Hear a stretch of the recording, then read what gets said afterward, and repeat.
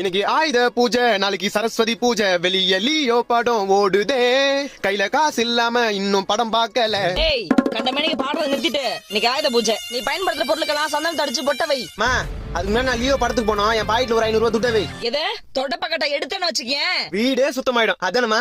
உடம்பெல்லாம் வீங்கிடும். போய் முதல்ல சொன்ன வேலையை செய். ஓகே. மாசம் மாசம் இஎம்ஐன்ற பேர்ல 6000 ரூபாய் உனக்கு தத்தம் பண்ணோம். டெய்லி 200 ரூபாய் பெட்ரோல் போதுமா உனக்கு? அத்தி வருது. என்னப்பா ராசா, ஆயுத பூஜை 30 லட்சம் ரூபாய் இனோவா தான் பேரு. மாசம் 30,000 உனக்கு இஎம்ஐ கட்டணும். ஹவுஸ் இருக்கீங்க. மாசம் மாசம் சர்வீஸ் வரும் உனக்கு 5,000. 3 நாளைக்கு ஒரு முறை வாட்டர் சர்வீஸ், அதுக்கு ஒரு 1000. 2000 ரூபாய் டீசல் இல்லாம 2 கிலோமீட்டர் நகர மாட்டேன்ற. அருமையா இருக்குன்னு பெருமைக்காக எல்லாத்தையும் இஎம்ஐல வாங்கி போட்டேன். வாழ்க்கையே வறுமையாயிடுச்சு. எப்பயும் எங்கேயும் நம்ம சம்பாதியத்துல இருந்து தான் இஎம்ஐ கட்டணும். இஎம்ஐ கட்டணுன்றதுக்காகவே சம்பாதிக்க கூடாது.